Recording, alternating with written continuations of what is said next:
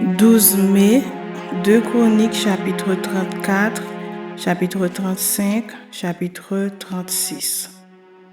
Josias avait 8 ans lorsqu'il devint roi, et il régna 31 ans à Jérusalem. Il fit ce qui est droit aux yeux de l'Éternel, et il marcha dans les voies de David son père. Il ne s'en détourna ni à droite ni à gauche. La 8e année de son règne, comme il était encore jeune, il commença à rechercher le Dieu de David son père. Et la 12e année, il commença à purifier Juda et Jérusalem des hauts lieux, des idoles, des images taillées et des images en fonte. On renversa devant lui les autels des Baals, et il abattit les statues consacrées au soleil qui étaient dessus.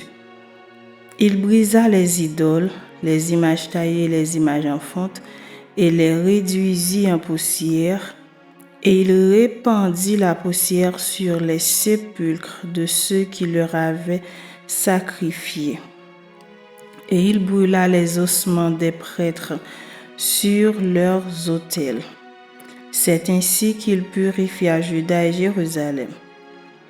Dans les villes de Manassé, d'Éphraïm, de Siméon et même de Nephtali, partout au milieu de leurs ruines, il renversa les autels, il mit en pièces les idoles et les images taillées et les réduisit en poussière, et il abattit toutes les statues consacrées au soleil dans tout le pays d'Israël.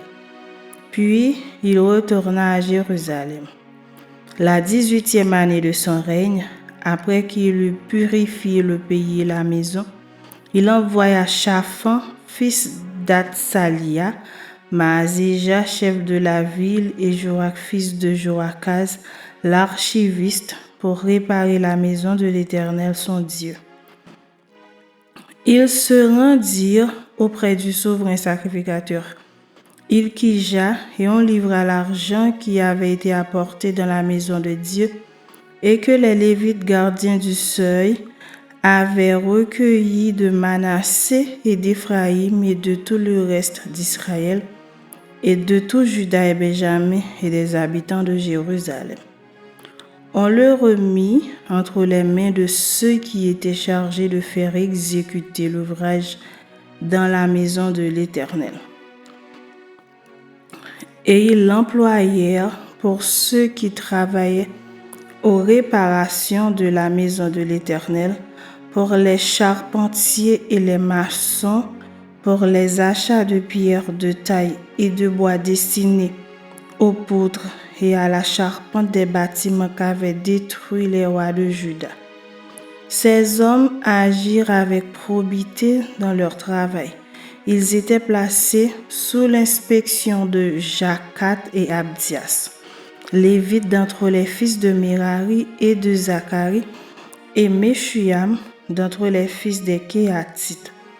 Tous ceux des Lévites qui étaient habiles musiciens surveillaient les manœuvres et dirigeaient tous les ouvriers occupés aux divers travaux.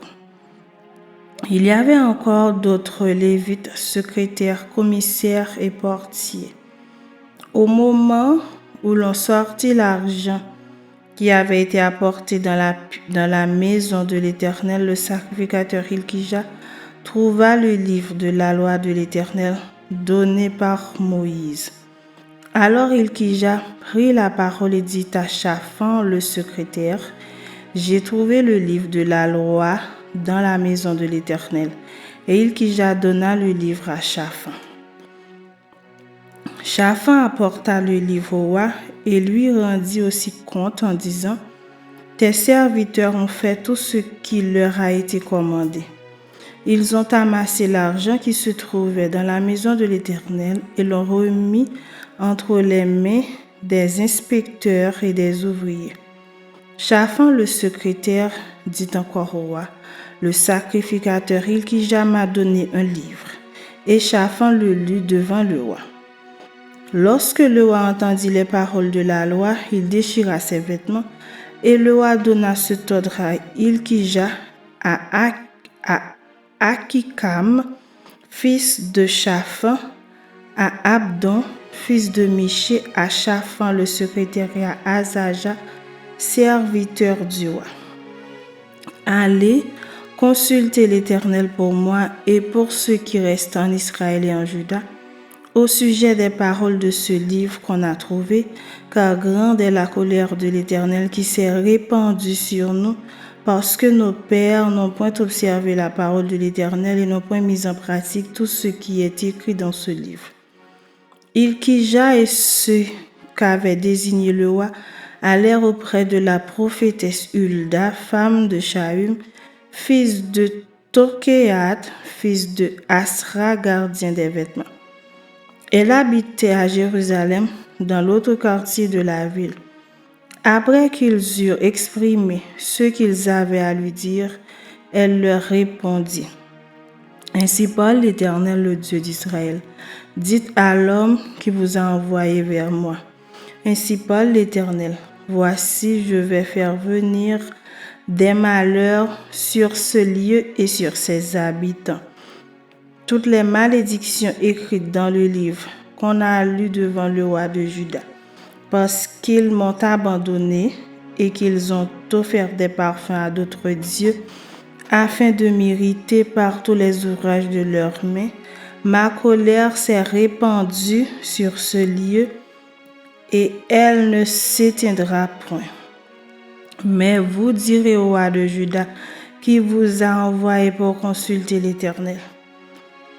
Ainsi parle l'Éternel, le Dieu d'Israël, au sujet des paroles que tu as entendues. Parce que ton cœur a été touché, parce que tu t'es humilié devant Dieu en entendant ces paroles contre ce lieu et contre ses habitants, parce que tu t'es humilié devant moi, parce que tu as déchiré tes vêtements et que tu as pleuré devant moi. Moi aussi j'ai entendu, dit l'Éternel. Voici, je te recueillerai auprès de tes pères, tu seras recueilli en paix dans ton sépulcre, et tes yeux ne verront pas tous les malheurs que je ferai venir sur ce lieu et sur ses habitants. Ils rapportèrent au roi cette réponse. Le roi fit assembler tous les anciens de Juda et de Jérusalem, puis il monta à la maison de l'Éternel, avec tous les hommes de Juda et les habitants de Jérusalem, les sacrificateurs et les Lévites, et tout le peuple, depuis le plus grand jusqu'au plus petit. Il lut devant eux toutes les paroles du livre de l'Alliance qu'on avait trouvé dans la maison de l'Éternel. Le roi se tenait sur son estrade et il traita alliance devant l'Éternel, s'engageant à suivre l'Éternel et à observer ses ordonnances, ses préceptes et ses lois de tout son cœur et de toute son âme, afin de mettre en pratique les paroles de l'Alliance écrites dans ce livre. Il fit entrer dans l'Alliance tous ceux qui se trouvaient à Jérusalem et en Benjamin. Et les habitants de Jérusalem agirent selon l'Alliance de Dieu, du Dieu de leur père. Josias fit disparaître toutes les abominations de tous les pays appartenant aux enfants d'Israël, et il obligea tous ceux qui se trouvaient en Israël à servir l'Éternel leur Dieu. Pendant toute sa vie, ils ne se détournèrent point de l'Éternel, le Dieu de leur père. Chapitre 35.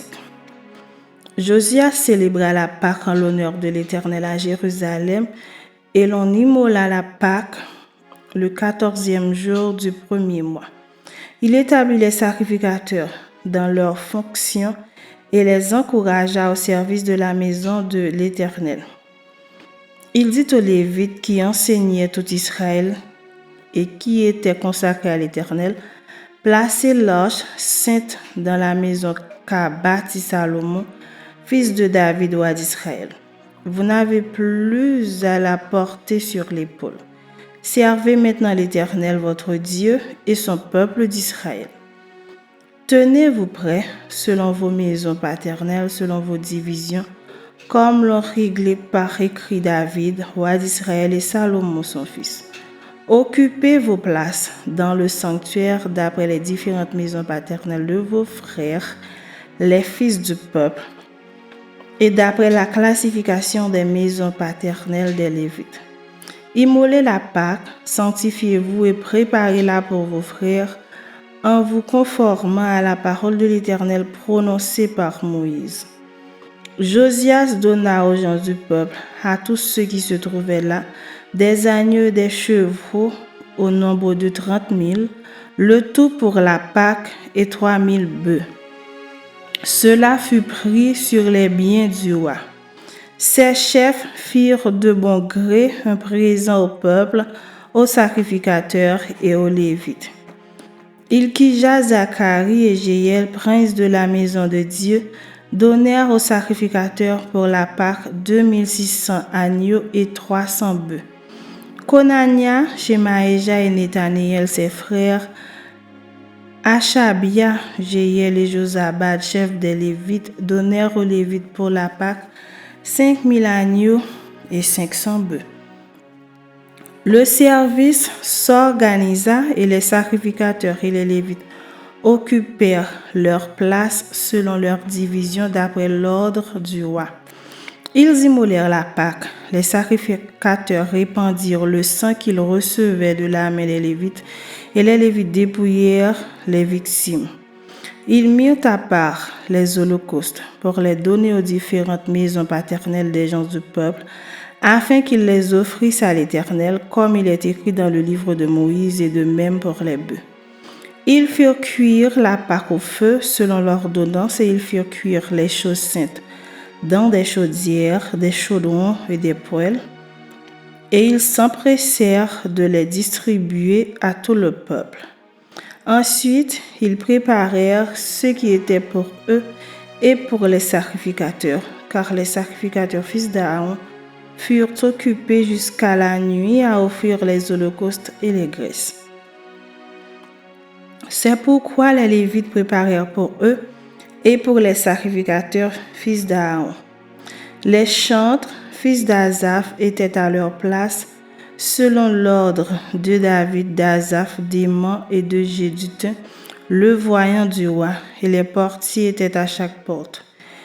Ils n'eurent pas à se détourner de leur office, car leurs frères les Lévites préparèrent ce qui était pour eux. Ainsi fut organisé ce jour-là tout le service de l'Éternel pour faire la Pâque et pour offrir des holocaustes sur l'autel de l'Éternel d'après l'ordre du roi Josias. Les enfants d'Israël qui se trouvaient là célébrèrent la Pâque en ce temps et la fête des pains sans levain pendant 7 jours. Aucune Pâque pareille à celle-là n'avait été célébrée en Israël depuis les jours de Samuel, le prophète, et aucun des rois d'Israël n'avait célébré une Pâque pareille à celle que célébrèrent Josias, les sacrificateurs et les Lévites, tout Juda et Israël qui s'y trouvaient, et les habitants de Jérusalem. Ce fut la 18e année du règne de Josias que cette Pâque fut célébrée. Après tout cela, après que Josias eut réparé la maison de l'Éternel, Nécho, roi d'Égypte, monta pour combattre à Carchemish sur l'Euphrate. Josias marcha à sa rencontre et Nécho lui envoya des messagers pour dire: Qu'y a-t-il entre moi et toi, roi de Juda? Ce n'est pas contre toi que je viens aujourd'hui, c'est contre une maison avec laquelle je suis en guerre. Et Dieu m'a dit de me hâter. Ne t'oppose pas à Dieu qui est avec moi de peur qu'il ne te détruise. Mais Josias ne se détourna point de lui, et il se déguisa pour l'attaquer, sans écouter les paroles de Nécho qui venaient de la bouche de Dieu. Il s'avança pour combattre dans la vallée de Megiddo. Les archers tirèrent sur le roi Josias, et le roi dit à ses serviteurs: Emportez-moi, car je suis gravement blessé. Ses serviteurs l'emportèrent du char, le mirent dans un second char qui était à lui, et l'amenèrent à Jérusalem. Il mourut et fut enterré dans le sépulcre de ses pères. Tout Juda et Jérusalem pleurèrent Josias. Jérémie fit une complainte sur Josias. Tous les chanteurs et toutes les chanteuses ont parlé de Josias dans leurs complaintes jusqu'à ce jour et en ont établi la coutume en Israël. Ces chants sont écrits dans les complaintes. Le reste des actions de Josias et ses œuvres de piété, telles que les prescrit la loi de l'Éternel, ses premières et ses dernières actions, cela est écrit dans le livre des rois d'Israël et de Juda. Chapitre 36. Le peuple du pays prit Joachaz, fils de Josias, et l'établit roi à la place de son père à Jérusalem. Joachaz avait 23 ans lorsqu'il devint roi et il régna 3 mois à Jérusalem. Le roi d'Égypte le destitua à Jérusalem et frappa le pays d'une contribution de 100 talents d'argent et d'1 talent d'or. Et le roi d'Égypte établit roi sur Juda, sur Jérusalem, Eliakim, frère de Joachaz. Et il changea son nom en celui de Joachim. Néco prit son frère Joachaz et l'emmena en Égypte. Joachim avait 25 ans lorsqu'il devint roi et il régna 11 ans à Jérusalem. Nebuchadnezzar, roi de Babylone, monta contre lui et le lia avec des chaînes d'airain pour le conduire à Babylone. Nebuchadnezzar emporta à Babylone des ustensiles de la maison de l'Éternel et il les mit dans son palais à Babylone. Le reste des actions de Joachim, les abominations qu'il commit et ceux qui se trouvaient en lui, cela est écrit dans le livre des rois d'Israël et de Juda. Et Joachim, son fils, régna à sa place. Joachim avait 8 ans lorsqu'il devint roi et il régna 3 mois et 10 jours à Jérusalem. Il fit ce qui est mal aux yeux de l'Éternel. L'année suivante, le roi Nebuchadnezzar le fit emmener à Babylone avec les ustensiles précieux de la maison de l'Éternel. Et il établit roi sur Juda et sur Jérusalem Sédéchias, frère de Joachim. Sédéchias avait 21 ans lorsqu'il devint roi et il régna 11 ans à Jérusalem. Il fit ce qui est mal aux yeux de l'Éternel, son Dieu, et il ne s'humilia point devant Jérémie le prophète qui lui parlait de la part de l'Éternel. Il se révolta même contre le roi Nebuchadnezzar qu'il avait fait jurer par le nom de Dieu. Et il raidit son cou et endurcit son cœur au point de ne pas retourner à l'Éternel, le Dieu d'Israël. Tous les chefs des sacrificateurs et le peuple multiplièrent aussi les transgressions selon toutes les abominations des nations, et ils profanèrent la maison de l'Éternel qu'il avait sanctifiée à Jérusalem. L'Éternel, le Dieu de leur père, donna de bonne heure à ses envoyés la mission de les avertir, car il voulait épargner son peuple et sa propre demeure. Mais ils se moquèrent des envoyés de Dieu, ils méprisèrent ses paroles et ils se raillèrent de ses prophètes jusqu'à ce que la colère de l'Éternel contre son peuple devint sans remède. Alors l'Éternel fit monter contre le roi des Chaldéens et tua par l'épée leurs jeunes gens dans la maison de leur sanctuaire. Il n'épargna ni le jeune homme, ni la jeune fille, ni le vieillard, ni l'homme aux cheveux blancs. Il livra tout entre ses mains. Nebuchadnezzar emporta à Babylone tous les ustensiles de la maison de Dieu, grands et petits, les trésors de la maison de l'Éternel et les trésors du roi et de ses chefs.